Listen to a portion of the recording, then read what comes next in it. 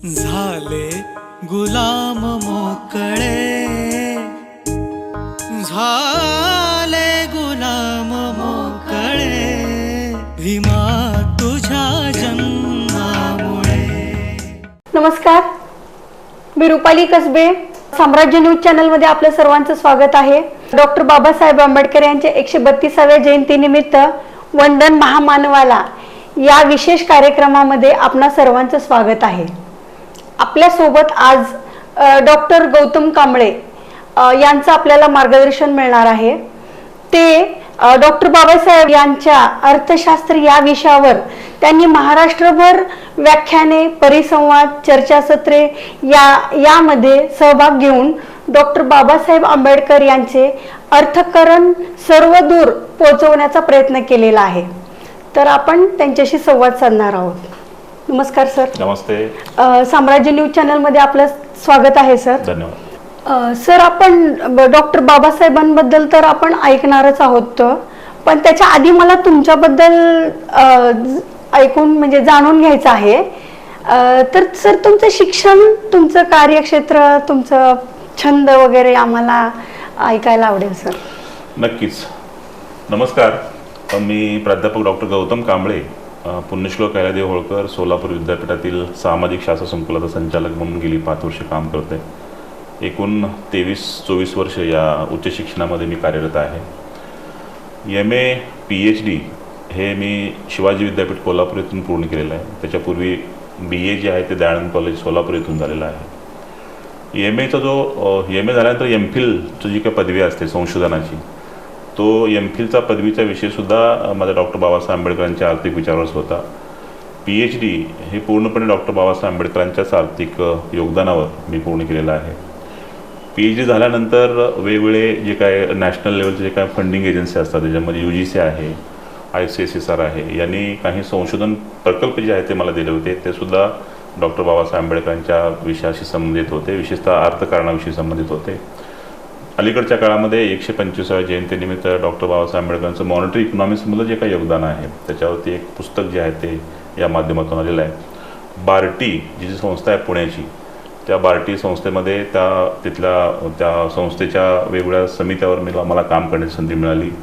बार्टीकडून बाबासाहेब आंबेडकरांची जयंती जी आहे ती मला वाटते 126वी जयंती ज्यावेळेस साजरी करण्यात आली त्यावेळेस मी त्यांचा प्रमुख पाहुणा म्हणून त्या ठिकाणी उपस्थित होतो.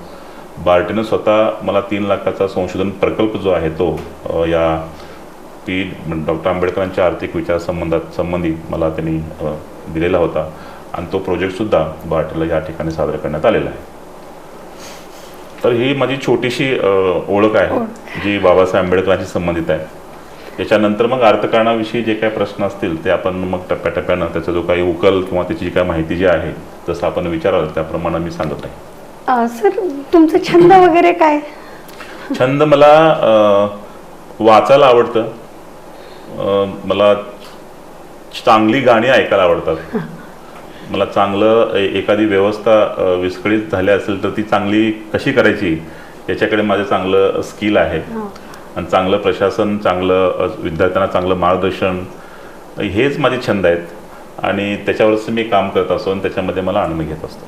सर, डॉक्टर बाबासाहेब आंबेडकर यांचे सार्वजनिक अर्थकारण या विषयाचे विचार यांचे योगदान काय याविषयी थोडंसं तुम्ही आम्हाला सांगा. आपल्याला या गोष्टीची माहिती आहे की डॉक्टर बाबासाहेब आंबेडकरांचं MA, त्यांची PhD ही इकॉनॉमिक्स अर्थशास्त्र या विषयातून पूर्ण झालेली आहे. विशेषतः कोलंबिया युनिव्हर्सिटीमध्ये बाबासाहेबांनी ह्या सर्वोच्च ज्या पदव्या आहेत ह्या प्राप्त केल्या.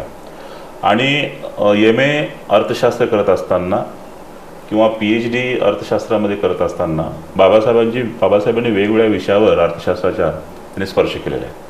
त्यापैकी हा जो विषय येतो सार्वजनिक अर्थकारण, त्याच्यामध्ये देशातील जे काही अर्थकारण आहे, विशेषतः भारतीय देशाचं जे काही अर्थकारण आहे ते स्थानिक पातळी असेल किंवा राज्य सरकार असतील किंवा केंद्र सरकार असतील, हे जे काय फेडरल स्ट्रक्चर ज्याला आपण म्हणतो ह्या फेडरल स्ट्रक्चरशी संबंधित असतं.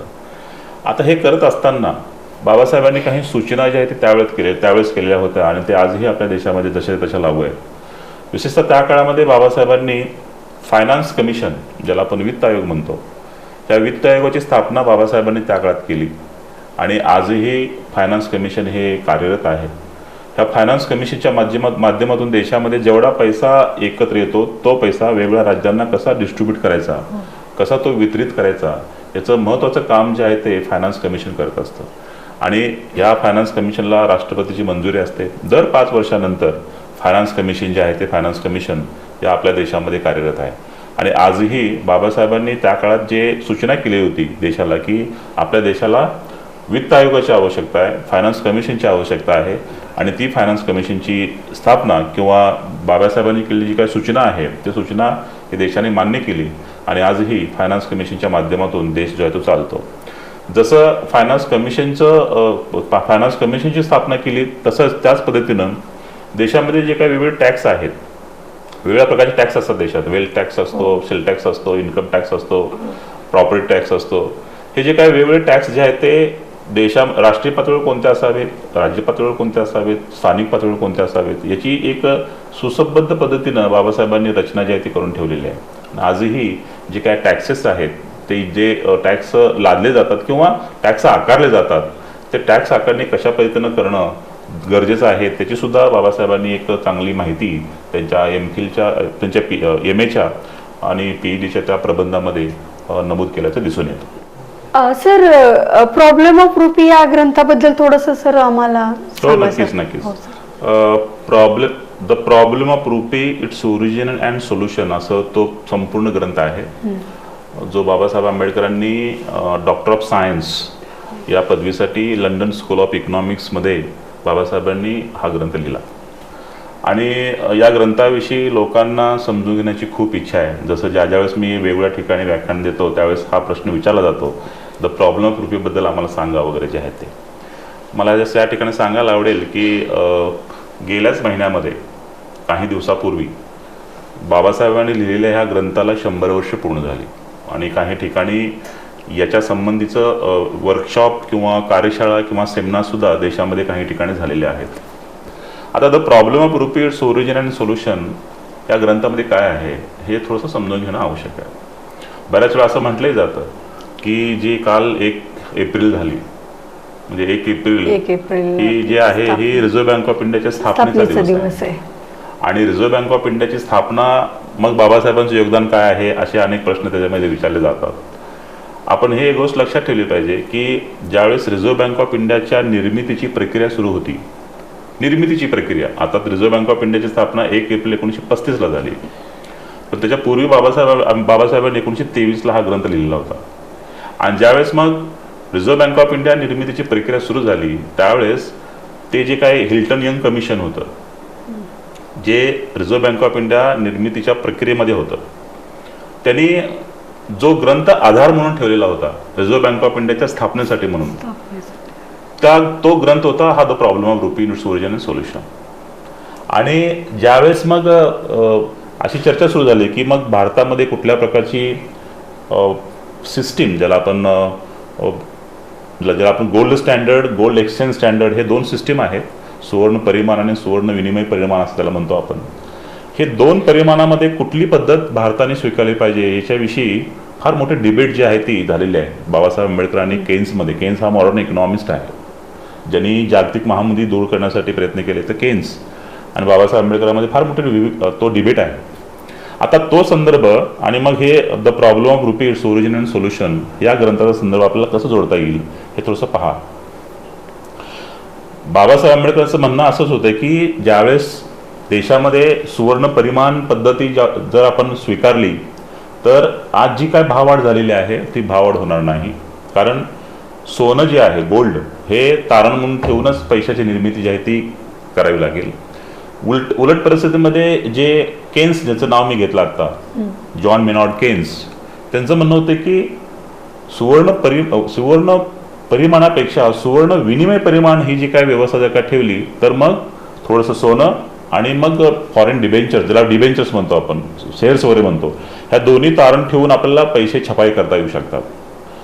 बाबासाहेबांचं म्हणणं होतं की गोल्ड एक्सचेंज स्टँडर्ड जर का ठेवलं तर भाववाढ होऊ शकते आणि इथल्या देशातील जे काही गोरगरीब आहेत, जे आदिवासी आहेत, जे दारिद्र्य रेषेखाली जे काही लोक आहेत, त्यांना ह्या देशातील भाववाढ परवडणार नाही. त्यामुळे गोल्ड स्टँडर्डचा विरोध गोल्ड स्टँडर्डचा जो काही पुरस्कार आहे तो बाबासाहेबांनी केला, पण दुर्दैवानं त्यावेळेस सुद्धा गोल्ड एक्सचेंज स्टँडर्ड जे केन सांगत होते ते स्वीकारण्यात आलं. आता ही पार्श्वभूमी जर लक्षात घेतली तर मग इकडं आपण येऊ शकतो पुन्हा प्रॉब्लेम ऑफ रुपीच्या या ग्रंथावर, की प्रॉब्लेम ऑफ रुपी हा ग्रंथ असा होता की एक मॉडेल होतं आपल्या देशाच्या एकूण बँकिंग सिस्टीमसाठी म्हणून. आणि ज्यावेळेस मला आठवतं त्या पुस्तकामध्ये एक उल्लेख आहे, ते बाबासाहेब आंबेडकर त्या हिल्टन यंग कमिशनकडे जातात आणि त्यांना सांगतात की ह्या पुस्तकामध्ये अजून काय काय अपेक्षित आहे. मग हिल्टन यंग कमिशनने सांगितलं की आम्ही जे काय रिझर्व्ह बँक ऑफ इंडियाच्या निर्मितीसाठी जे काय करायचं आहे ते आता आम्ही केलेलं आहे, त्यामुळे आता आम्हाला काय सूचनाची वगैरे काय आवश्यकता नाही. पण बाबासाहेब त्यांना सांगतात की ज्या ग्रंथाचा आधार घेऊन तुम्ही ते रिझर्व्ह बँक ऑफ इंडियाची स्थापना करतात तो ग्रंथच मी लिहिलेला आहे, आणि मग ते लिहिलेला ग्रंथ जो आहे ना त्याच्यामध्ये अजून काय ऍडिशन असलं पाहिजे हे मी तुम्हाला सांगायसाठी आलोय, तुम्ही ते घ्या. आणि मग ते कमिशन सुद्धा ते सगळ्या गोष्टी ऍड करतं आणि पुन्हा मग रिझर्व्ह बँक ऑफ इंडियाच्या त्या स्थापनेमध्ये त्यांनी जे काय त्यांना जे काय करायचं होतं ते सिस्टीम जी आहे ती आपल्याला दिसून येते. अजून एक गोष्ट याच्यामध्ये सांगितली जाते, जी मध्यंतरी ज्यावेळेस नोटाबंदीचा विषय झाला, नोटाबंदी झाल्यानंतर एक पोस्ट व्हायरल झाली. एक पोस्ट अशी व्हायरल झाली की नोटाबंदी बाबासाहेबांनी सांगितलेलं आहे. नोटाबंदी बाबासाहेबांनी त्यांच्या प्रॉब्लेम ऑफ रुपी या ग्रंथामध्ये नोटाबंदीविषयी किंवा ज्या पद्धतीनं नोटाबंदी झाली त्या पद्धतीनं कुठलीही सूचना बाबासाहेबांनी केलेली नाही. बाबासाहेब हे सांगतात की दर 10 वर्षानंतर देशाचा जो काही पैसा आहे तो पैसा हा त्याचं ऑडिट करा. त्या 10 वर्षात केलेल्या ऑडिटच्या मुळे तुम्हाला देशातील काळा पैसा किती आहे किंवा व्हाईट मनी किती आहे ते तुम्हाला लगेच कळेल. आणि तुम्हाला जी काही भ्रष्टाचार असेल किंवा ऍडिशनल जो काय पैसा लोकांच्याकडे जो भ्रष्टाचार स्वरूपात जो काय आलेला आहे तो तुम्हाला आटोक्यात करता येणं शक्य आहे. आणि त्यामुळं तिथं एक बाबासाहेबांचा एक शब्द आहे फ्लॉलेस मेथॉलॉजी, अचूक पद्धत जर का आपण वापरली नोटाबंदी विषयीची तर ती नोटाबंदी यशस्वी ठरू शकते. ज्या पद्धतीनं 9 वर्षापूर्वी नोटाबंदी झाली तशा पद्धतीची नोटाबंदी बाबासाहेबांना अपेक्षित नव्हती आणि ते सुद्धा बाबासाहेबांनी या the problem of rupee its origin and solution या ग्रंथामध्ये त्यांनी स्पष्टपणे त्या गोष्टी सांगितलेल्या आहेत. सर, बाबासाहेबांचा शेतीविषयक विचार काय होते आणि त्यांचे तत्वज्ञान काय होतं शेतीविषयी, ते पण आम्हाला थोडस सांगा. मला वाटतं बाबासाहेब आंबेडकर विद्यार्थी दशेमध्ये असतानाच 1917 मध्ये एक आर्टिकल लिहिलेलं आहे. ते फार सुंदर आणि ते पण जगप्रसिद्ध असं आर्टिकल आहे. त्या आर्टिकलचं नाव आहे small holding in India it's causes and remedies असं ते आर्टिकल आहे. आणि बाबासाहेब आंबेडकर मग छोटे जे शेतकरी आहेत त्या छोट्या शेतकऱ्यांच्या विषयी त्यांची चिंता, जी मोठी जी काही जमीन आहे त्या मोठ्या जमिनीत जे काही तुकडेवारीकरण जे काही झालेलं आहे त्या तुकडेवारीकरणाविषयी बाबासाहेबांनी त्यांचे विचार जे आहेत ते व्यक्त करतात. आणि मग हे सगळं करत असताना राज्य समाजवाद जे आहे ज्याला आपण स्टेट सोशलिझम म्हणतो त्या स्टेट सोशलिझम विषयी बाबासाहेबांनी खूप चांगल्या पद्धतीचं एक प्रतिमान आणि एक सिद्धांत जो आहे तो या किंवा त्यांचा एक कार्यक्रम जो आहे शेतीचा कसा असायला पाहिजे हे त्या बाबासाहेबांच्या शेतीविषयी तत्वज्ञानामध्ये दिसून येतो. मी थोडंसं सविस्तर सांगेन कारण फार महत्वाचा विषय आहे हा. शेती आणि आपले शेतकऱ्यांच्या आत्महत्या, शेतकऱ्यांचा कर्जबाजारीपणा हे फार गंभीर विषय आहेत या देशातले. त्यामुळे थोडंसं 1-2 मिनिटं जास्त मी या प्रश्नावर घेईन. जरूर सांगा सर. आपल्याला कल्पना आहे की भारत हा देश जो आहे तो आजही तो शेतीप्रधानच आहे आणि आपल्या देशामध्ये आजही जवळपास 55% पेक्षा जास्त लोक हे शेतीमध्येच काम करतात, मग ते शेतकरी म्हणून असो किंवा शेतमजूर म्हणून असो. आता इतक्या मोठ्या प्रमाणात काम करणारे जो काय वर्ग असतो म्हणजे बाबासाहेब ज्यावेळेस 1917 मध्ये हा ग्रंथ लिहिला असेल बाबासाहेबांनी त्यावेळेस कदाचित एकूण लोकसंख्येच्या 70% पेक्षा जास्त लोक शेतीवर काम करत असतील. ती संख्या आता कमी होत चालली. लोक आता इंडस्ट्रीकडे चालले आणि सर्व्हिस सेक्टरकडे चालले. आता हे करत असताना बाबासाहेबांनी काय त्यांची फिलॉसॉफी होती हे फार महत्वाचं आहे. आणि ते आजही केवळ आपल्या देशात नाही तर आपले जे काही लहान लहान राष्ट्र आहेत साऊथ एशियन कंट्रीजमध्ये त्यांनाही लागू होतं. त्याचा उल्लेख मी नंतर करेन. बाबासाहेब आंबेडकरांना कधीही शेती जी आहे ती खाजगी मालकीची असावी असं वाटत नव्हतं. बाबासाहेबांना ह्या देशातल्या शेतीचं राष्ट्रीयकरण झालं पाहिजे ह्या मताचे बाबासाहेब आंबेडकर होते. आता शेतीचं राष्ट्रीयकरण करणं म्हणजे काय करणं की खाजगी माझ्या नावावर काही कसलीच जमीन नाही म्हणजे आजही आपण आपल्या ग्रामीण भागामध्ये बघतो, मी ज्या गावातून येतो त्या गावामध्ये माझ्या नावावर 1 एकर सुद्धा जमीन नाही, पण माझे काही मित्र असतील जे सवर्ण समाजाचे असतील त्यांच्या नावावर 100 एकर जमीन आहे. हे जे काही विषमता जी आहे, ही विषमता जर का कमी करायचं असेल तर या देशाचं राष्ट्रीयकरण करणं, हे शेतीचं राष्ट्रीयकरण करणं ही काळाची गरज आहे, असं बाबासाहेब आंबेडकरांनी त्यावेळेस सुद्धा ओळखलेलं होतं. आता हे करत असताना हे कसं करायचं, आणि बाबासाहेब आंबेडकर नुसतं सांगून नाही राहिले. बाबासाहेब आंबेडकरांनी 3 वेळा बॉम्बे लेजिस्लेटिव्ह असेंब्लीमध्ये हे स्टेट सोशलिझमचं बिल किंवा शेतीच्या राष्ट्रीयकरणाचं बिल हे आणलेलं आहे. दुर्दैवानं 3ही वेळा बॉम्बे लेजिस्लेटिव्ह असेंब्लीमध्ये हे बिल नाकारण्यात आलं, हे विधेयक नाकारण्यात आलं. त्याचं कारण साधं होतं की त्या असेंब्लीमध्ये बडे शेतकरी होते. शेतकरी सगळे म्हणायचे की बाबासाहेब आंबेडकर आमची शेतीच काढून घ्यायला लागले तर आमच्याकडे काय राहणारच नाही, मग आमचं राजकारण कसं चालणार, आमचं सगळं कसं चालणार. त्यामुळे त्या विधेयकाला फार मोठा विरोध झाला आणि ते विधेयक 3ही वेळा नाकारण्यात आलं. मी नेहमी असं मानतो, देश जो आहे तो आतापर्यंत ज्या ज्या ठिकाणी चुकलेला आहे देश म्हणून, ते त्यावेळेस सुद्धा चुकलेला आहे देश. आणि देश चुकत असतो, माणसं असतात धोरण ठरवणारे, आणि धोरण ठरवणारे जे काही लोक आहेत ते जर चुकत राहिले की मग देश आपोआपच चुकत राहतो. मी अनेक वेळा हे पब्लिक प्लॅटफॉर्म म्हणून सांगितलेलं आहे, देशाचं राष्ट्रीयकरण न होणं, शेतीच्या देशातील शेतीचं राष्ट्रीयकरण न होणं त्या काळात, किंवा बाबासाहेब आंबेडकरांच्या प्रमाणे जर का शेतीचं राष्ट्रीयकरण झालं असतं तर आज सिच्युएशन वेगळी असते. आता हे शेतीचं राष्ट्रीयकरण कसं करायला पाहिजे, बाबासाहेबांनी फार सुटसुटीत असं सगळ्या गोष्टी त्यांच्या तत्वज्ञानामध्ये किंवा त्यांच्या त्या विधेयकामध्ये सुद्धा आणलेल्या आहेत. आता हे मायक्रो लेवलला किंवा सूक्ष्म लेवलला मी आपल्याला समजावून सांगतो, जेणेकरून आपले जे काय प्रेक्षक आहेत, जे आपले पाहणारे जे लोक आहेत त्यांना ते सहजपणे समजेल. याच्यामध्ये बाबासाहेब आंबेडकर काय म्हणतात की समजा एखादं एक गाव घ्या, कुठलंही गाव घ्या, एक छोटंसं गाव, त्या गावामध्ये त्या गावाच्या आधिपत्याखाली जी काय जमीन असते ती जमीन, जी शेत जमीन असते ती कितीही हेक्टर जमीन असो, एक विशिष्ट गावामध्ये समजा 500 कुटुंब राहतात आणि त्या गावाच्या आधिपत्याखाली साधारणपणे 1000 हेक्टर जमीन आहे, त्याच्या आधिपत्याखाली आहे, त्या ग्रामपंचायतीच्या आधिपत्याखाली आहे. ह्या उदाहरणापासून आपण सुरू करू. आता हे असं जर का असेल, म्हणजे 500 कुटुंब एका गावामध्ये आणि 1000 हेक्टर जमीन. आता मग बाबासाहेब आंबेडकर पुढे सांगतात की त्या 500 कुटुंबापैकी 500 कुटुंबातील प्रत्येक एक व्यक्ती, कुटुंबातील एक व्यक्ती फक्त, तो व्यक्ती त्या 1000 हेक्टर जमीनमध्ये कामासाठी येईल.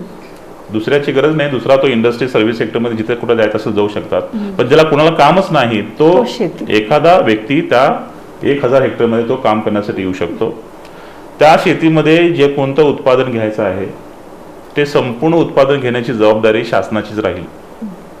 त्या शेतीमध्ये जे रासायनिक खते लागतात, बियाणे लागतात, त्याला जे काय त्याला अवजारे लागतात, त्याला जे काय जलसिंचनाच्या जे काही सुविधा लागतात, या सगळ्या सुविधा, ही सगळी शेतीविषयक अवजारे उपलब्ध करून देण्याची जबाबदारी ही सुद्धा शासनाचीच राहील.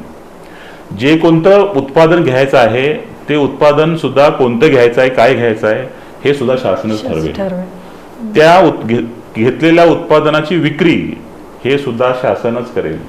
आणि ज्यावेळेस उत्पादन केल्यानंतर, विक्री केल्यानंतर जे काय त्या विक्री केल्यापासून जे काही उत्पन्न मिळेल ते उत्पन्न त्या 500 कुटुंबामध्ये समान पद्धतीने वाटून दिलं जाईल. हा थॉट जो आहे हा क्रांतिकारक थॉट होता. आणि हे जर का त्या काळात झालं असतं तर कदाचित आज आपल्या शेतकरी जे आत्महत्या करतात ते एकही शेतकरी आत्महत्या केली नसते, एकाही शेतकऱ्यांच्या डोक्यावरती कर्ज झालं नसतं. आज जो शेतकरी आपल्या अवकाळी पावसामुळे जो आत्महत्या करतो किंवा त्यांचं जे काही प्रचंड नुकसान होतं, ह्या कुठल्याही शेतकऱ्याला अशा प्रकारचे आर्थिक अडचणींना सामोरे जायची गरज पडली नसती. आज जी विषमता देशामध्ये आपल्या आहे, विशेषतः ग्रामीण भागामध्ये जी आर्थिक विषमता दिसते ती ग्रामीण भागातली आर्थिक विषमता दिसली नसती. आणि आज देश कितीतरी पुढं त्या बाबासाहेब आंबेडकरच्या शेतीच्या राष्ट्रीयकरणाच्या थॉटवरती कितीतरी पुढे तो सरकला असता. आणि मला असं नेहमी वाटतं, जसं मी मगाशी म्हणालो, हे त्या काळात जर का झालं असतं तर आज देश ज्या स्टेजला आहे त्याच्या तो किमान 50 पट पुढे गेलेला असता, विशेषतः ग्रामीण भागाला अनुसरून. पण दुर्दैवानं हे होऊ शकलं नाही. ही या देशाची शोकांतिका म्हणावी लागेल. या देशामध्ये ही चूक झाली आपल्या राज्यकर्त्याकडून, हे आपल्याला मान्य करावं लागेल त्यावेळच्या राज्यकर्त्याकडून. आणि आपल्याला जे काय आज विशेषतः ग्रामीण भागामध्ये जे काय आर्थिक समस्या, आर्थिक विषमता जी दिसते ती कदाचित दिसली नसती, आज देश फार पुढे सरकला असता. बाबासाहेबांच्या शेतीच्या राष्ट्रीयकरणाचा जर का आपण स्वीकार केला असता तर. बाबासाहेब हे बोलके अर्थतज्ञ नव्हते, असं बोलायचं आणि सोडून द्यायचं बाबासाहेबांनी कधीच केलेलं नाही. मी जसं सुरुवातीला सांगितलं, अशा प्रकारे हे व्हायला पाहिजे असे विधेयक बाबासाहेबांनी 3 वेळा असेंब्लीमध्ये आणलेलं आहे. आणि ते दुर्दैवानं नाकारण्यात आलं, की या देशाची शोकांतिका असं म्हणावं लागेल. पण मी जसं सुरुवातीत या विषयाला तुम्ही ज्या हात घातला त्यावेळेस मी तुम्हाला म्हणालो, आजही कंबोडिया असेल, झिम्बाब्वे असतील, साऊथ एशियन कंट्रीज असतील, जे लहान लहान राष्ट्र आहेत, या लहान लहान राष्ट्रामध्ये सुद्धा आजही हा जो काय थॉट आहे शेतीच्या राष्ट्रीयकरणाचा, हा जशाच्या तसा लागू होतो. मी तुम्हाला सांगायला हेही आवडेल की बार्टीला ज्यावेळेस मी हा प्रोजेक्ट सादर केला, बार्टीनं आश्चर्य व्यक्त केलं की अशा पद्धतीने केवळ देशाच्याच शेतीला हे लागू होत नाही, तर जगातल्या इतर देशात जे अविकसित किंवा विकसनशील देश आहेत त्यांच्या देशाला सुद्धा हे शेतीचं राष्ट्रीयकरण, हे मॉडेल जे बाबासाहेबांनी तयार केलं होतं, हे आजही जसंच्या तसं लागू होतं. आणि हे जर का झालं असतं तर कदाचित आपले शेतकरी बिचारे, जे हजारो शेतकरी ज्यांनी आत्महत्या केली, त्यांना आत्महत्या करायची गरज पडली नसती. आज शेतकरी जे अनिश्चिततेमध्ये जे काही जीवन जगतात ते त्यांना जीवन जगायची गरज पडली नसती. आज देश किंवा ग्रामीण भागातली आर्थिक स्थिती जी आहे ती एक बॅलन्स पद्धतीने असली असती. आणि बाबासाहेबांचं कॉन्ट्रीब्युशन हे आपल्याला त्या काळात जे काय लिहून ठेवलेलं होतं किंवा जे काय त्यांनी मांडण्याचा प्रयत्न केला होता, आणण्याचा प्रयत्न केला होता, ते जर का झालं असतं तर ह्या सगळ्या गोष्टी फार सुरळीत झाल्या असत्या असं माझं मत आहे. हा एक फार चांगला थॉट जो आहे तो या पुढील काळामध्ये सुद्धा चर्चेला येऊ शकतो. कदाचित असे सिच्युएशन येऊ शकते की आता शेतीच्या राष्ट्रीयकरणाविषयी आपण चर्चा करू शकतो, सध्या करू शकत नाही, पण भविष्यामध्ये जर का ह्या गोष्टी जर का पुढे सरकल्या तर आजही तंतोतंत शेतीच्या राष्ट्रीयकरणाचा जो बाबासाहेबांचा जो काही सिद्धांत आहे तो आजही जसं तसं आपल्या देशाला लागू पडतो. हे मात्र या ठिकाणी आपल्याला समजून घेणं हे गरजेचं आहे. सर, डॉक्टर बाबासाहेब आंबेडकर यांचं जलधोरण मधील थोडंसं योगदान आम्हाला सांगा. आपल्याला सर्वांना माहित आहे की 1947च्या पूर्वी आपल्या देशामध्ये एक शासन व्यवस्था होती, ब्रिटिशकालीन शासन व्यवस्था होती. आणि ब्रिटिशकालीन शासन व्यवस्थेमध्ये तो जो काय कालावधी जो आहे तो 1942 ते 1946 कालावधी आहे. आता 1942 आणि 1946 ह्या कालावधीमध्ये बाबासाहेब आंबेडकर श्रम मंत्री होते. अजून एक गोष्ट नमूद करू इच्छितो, 1947च्या पूर्वीची जी शासन व्यवस्था देशामध्ये होती त्या शासन व्यवस्थेमध्ये 14 मंत्री होते. 14 मंत्र्यापैकी 9 मंत्री हे भारतीय होते. त्यापैकी डॉक्टर बाबासाहेब आंबेडकर एक होते, ज्यांच्याकडे लेबर मिनिस्ट्री जी आहे ती देण्यात आलेली होती. त्या लेबर मिनिस्ट्रीमध्ये 3 प्रमुख पोर्टफोलिओ ज्याला आपण म्हणतो, विभाग ज्याला आपण म्हणतो, ते 3 पोर्टफोलिओ देण्यात आले होते. ते म्हणजे एक रस्ते विकास, त्याच्यानंतर जल धोरण आणि विद्युत विकास.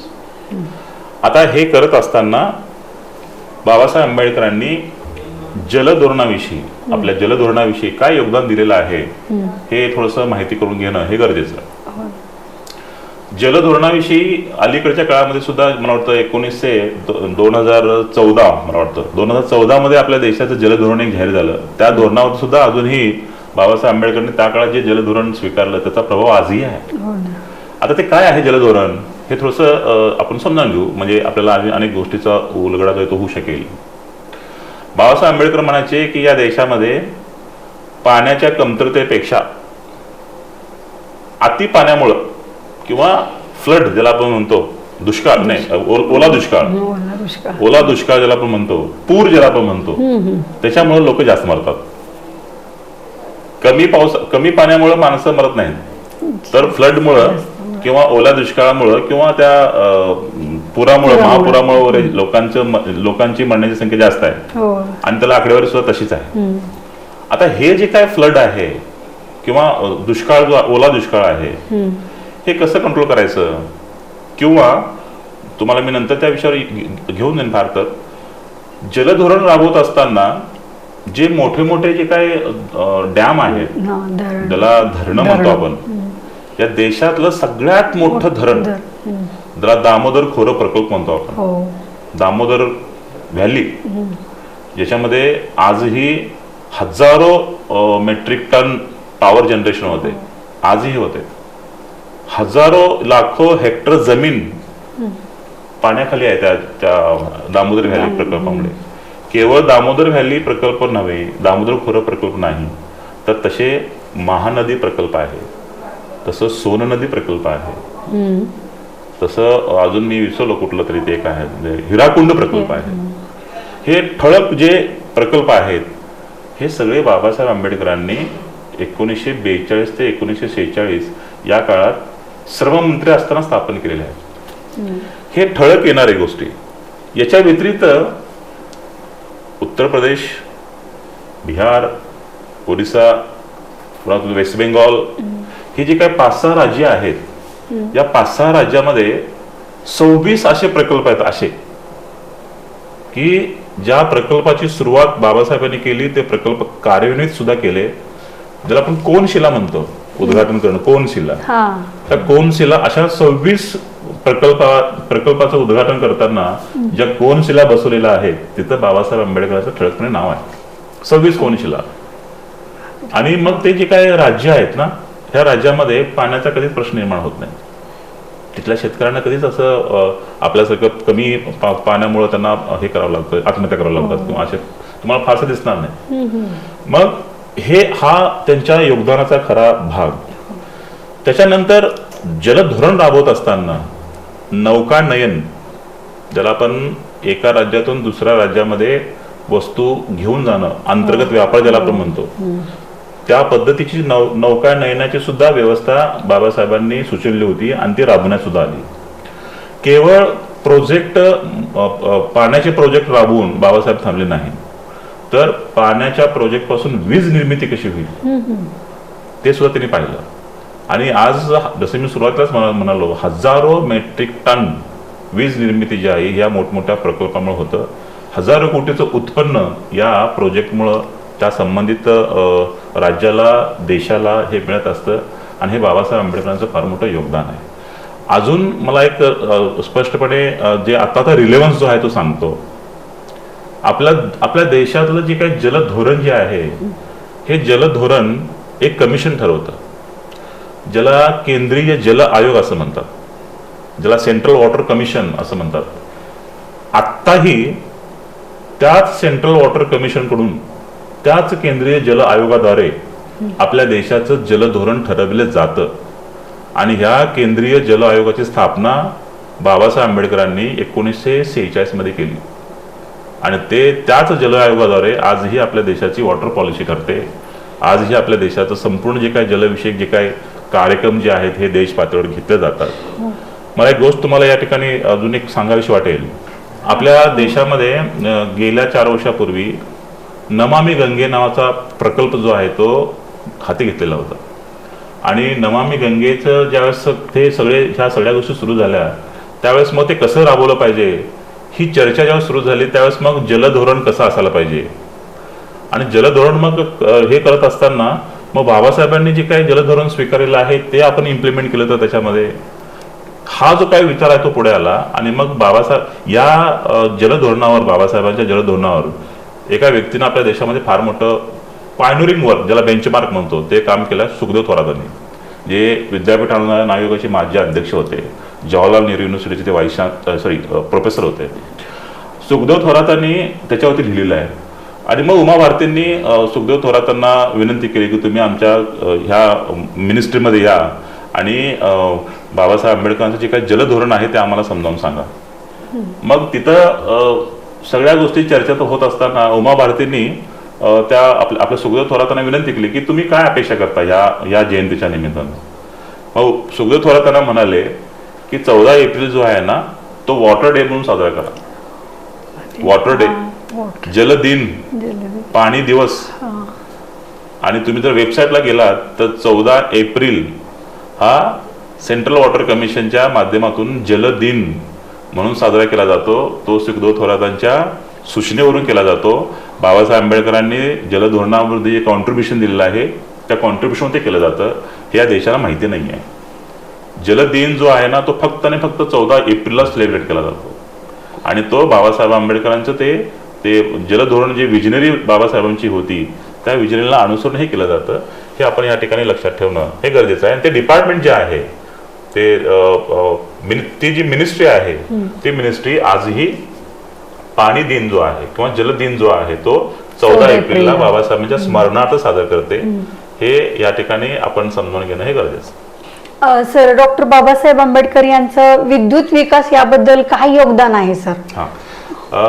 जसं मी तुमच्या जलधोरणाच्या संदर्भातल्या प्रश्नाविषयी खुलासा करत असताना उत्तर देताना सांगितलं की 1942 आणि 1946 या कालावधीमध्ये बाबासाहेब आंबेडकर हे सर्व मंत्री म्हणून कार्य करत होते. आणि त्यांच्याकडे जे काही पोर्टफोलिओ होते ते जलधोरण होतं, विद्युत विकास होता, रस्ते विकास, असे 3 पोर्टफोलिओ होते.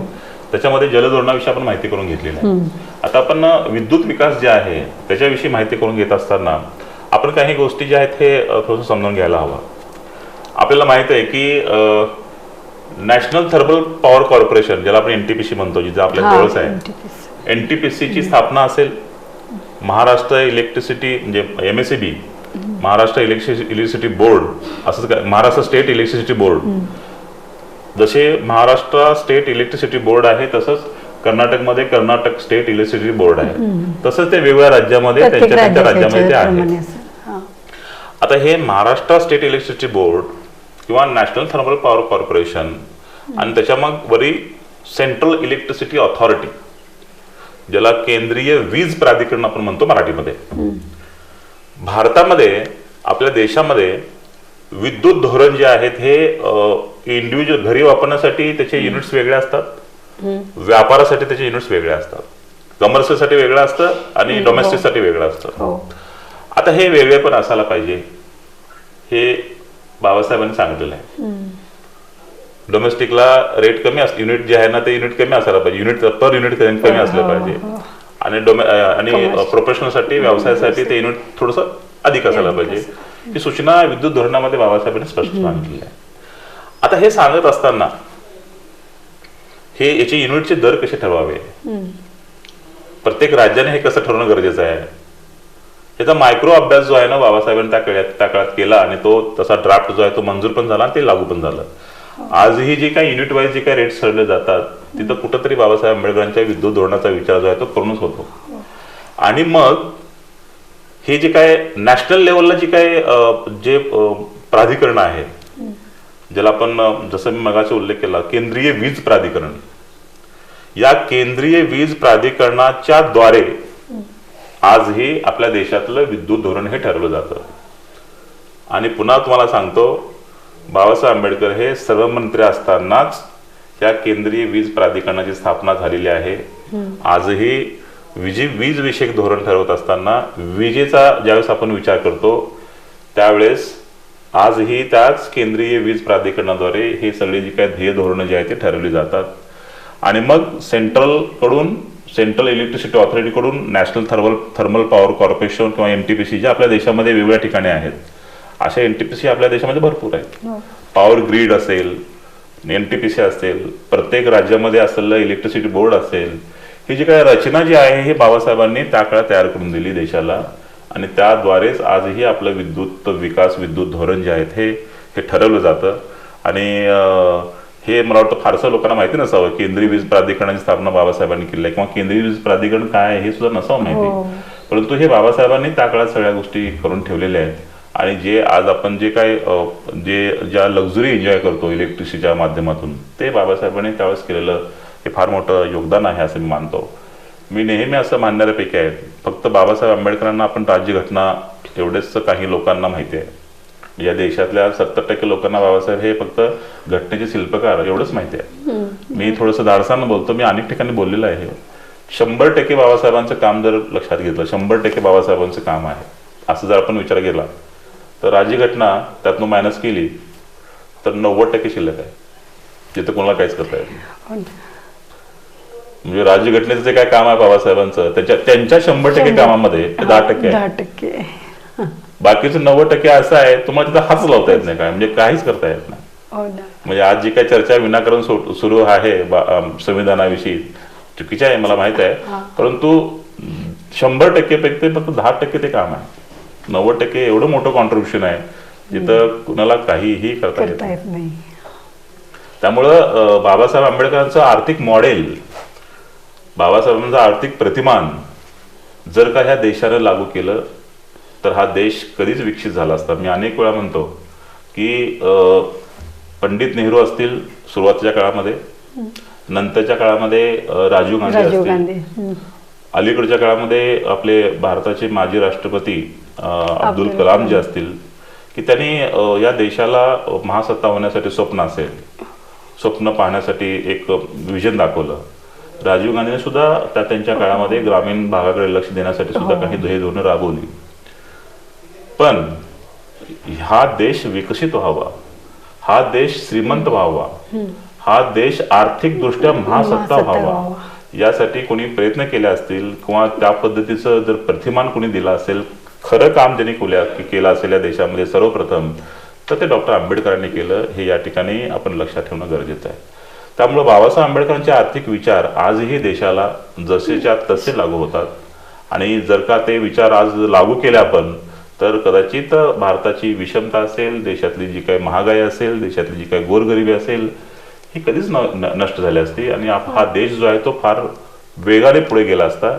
परंतु काही गोष्टी जसं सेंट्रल इलेक्ट्रिसिटी ऑथॉरिटी आहे, सेंट्रल वॉटर कमिशन आहे किंवा फायनान्स कमिशन आहे, ह्या गोष्टी देशाने स्वीकारल्या आणि त्या माध्यमातून ती जी काही व्यवस्था आहे ती व्यवस्था आजही सुधारलेली आहे किंवा त्याच्यामध्ये काहीतरी कॉन्ट्रीब्युशन जे आहे ते आलेलं आहे असंही आपल्याला म्हणायला हरकत नाही. ज्या रिझर्व्ह बँक ऑफ इंडियाचा आपण विचार करतो, ती रिझर्व्ह बँक ऑफ इंडिया मजबूतपणे का थांबली आज, की बाबासाहेबांचा तर आधार आहे त्या प्रॉब्लेम ऑफ रुपी या ग्रंथाचा. या देशातली एकही बँक स्वतःहून बंद कधी पडलेली नाही किंवा ह्या देशातल्या सगळ्यात सक्षम सध्या कुठली यंत्रणा असेल तर ती बँकिंग आहे. तर ती बँकिंग यंत्रणा का सक्षमपणे थांबली, त्याला रिझर्व्ह बँक ऑफ इंडिया आहे. त्या रिझर्व्ह बँक ऑफ इंडियाला आधार म्हणून द प्रॉब्लेम ऑफ रुपी आहे. ह्या सगळ्या गोष्टी ज्या आहेत ते समजून घेतल्या आपण, तर मग बाबासाहेब आंबेडकर या देशाच्या संदर्भात किती दूरदृष्टीने विचार करत होते, त्यांचा विजन जो आहे तो किती मोठा होता, हे आपल्याला या माध्यमातून समजेल. त्यामुळे बाबासाहेब आंबेडकर समजून घेत असताना आपण त्यांचे जे काय आर्थिक विचार जे आहेत, त्या आर्थिक विचार हे या देशातले खरे जे रूट आहेत, जे आर्थिक दृष्ट्या जे काय जे प्रश्न आहेत, हे प्रश्न सोडवण्यासाठी त्यांनी दिलेलं ते एक मॉडेल होतं असं मी समजतो. आणि या माध्यमातून या पुढील काळामध्ये सुद्धा बाबासाहेबांच्या आर्थिक विचारावरती प्रबोधन होणं किंवा त्यांच्याविषयी अनेक वेगवेगळे चर्चासत्र आयोजित करणं किंवा जे काय बाबासाहेबांच्या आर्थिक विचार ते कसे लागू करता येतील हे पाहणं, हे जे कुठलं सरकार करेल ते नक्कीच ते सरकार ह्या देशाला पुढे घेऊन जात आहे असं आपल्याला मानायला काहीच हरकत नाही, हे या निमित्तानं मी तुम्हाला सांगू इच्छितो. तर आता आपल्याला सरांनी डॉक्टर बाबासाहेब आंबेडकर अर्थतज्ञ या विषयावरती खूप छान माहिती सांगितली आहे. नमस्कार सर. नमस्ते. मी वंदन महामानवाला या कार्यक्रमामध्ये आपण मला बोलवलात आणि डॉक्टर बाबासाहेब आंबेडकरांच्या आर्थिक विचारावरती माझे मत मांडण्याची संधी जी आहे ती आपण दिलात, त्याबद्दल मी आपलाही आभारी आहे. आणि संपूर्ण देशाला, महाराष्ट्राला आणि सोलापूरकरांना डॉक्टर बाबासाहेब आंबेडकरांच्या 132व्या जयंतीनिमित्त आपण सर्वांना शुभेच्छा देतो. आणि आपण बोललात पुन्हा एकदा मी आपला आभारी आहे. धन्यवाद.